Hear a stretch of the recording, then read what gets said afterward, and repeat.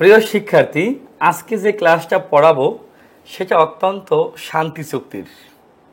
কারণ এর আগে আপনি 5টা ক্লাস করে ক্লান্ত হয়ে গিয়েছেন একক পড়ে পড়ে।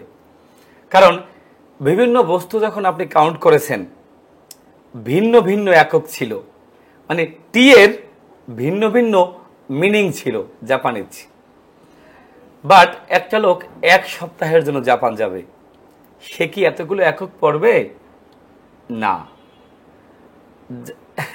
জাপানিজ ভাষায় আজকের পড়াটা একটা সহজ বিষয়, মানে বিপদ এড়ানোর একটা সুযোগ।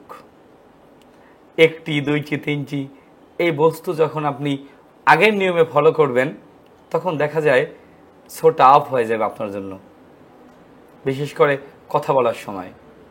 বাট আজকে যেটা হবে এটা শান্তি চুক্তি।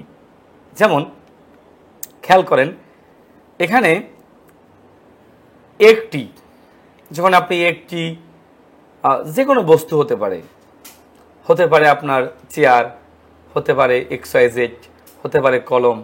হ্যাঁ, যখন আপনি হিতুৎসু বলবেন, হিতুৎসু একটি, তাহলে কিন্তু ওই যে পূর্বের বস্তুর একক ছিল ওটা অটো হয়ে যাবে।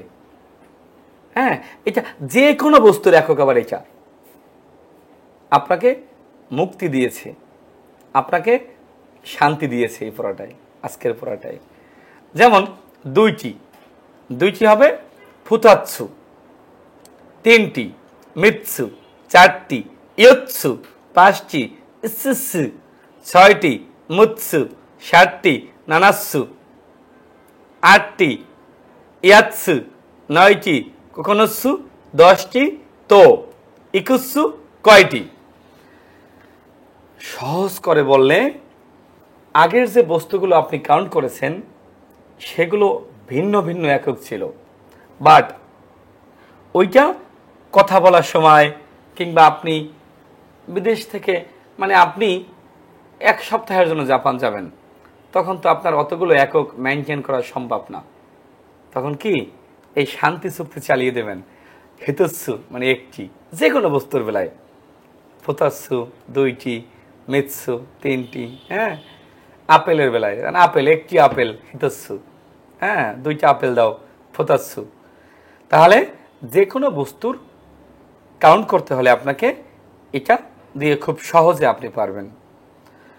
এই ক্লাসটি এতটা বড় ক্লাস না, জাস্ট ক্লাসটা খুব শান্তির ক্লাস। হিতৎসু আমার সাথে একবার পড়েন।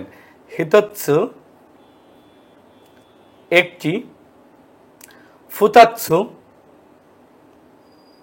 2টি, মিৎসু এখানে ছোট সুবাদ, মিৎসু 3টি, এখানে ছোট সুবাদ ইৎসু, পরেরটা ডবল হয়ে যাবে, 4টি, ইৎসু 5টি, ছোট সুবাদ মুৎসু 6টি, নানাৎসু 7টি, ছোট সুবাদ ইয়াৎসু 8টি, কোকোনৎসু 9টি, তো 10টি, ইকুৎসু কয়টি?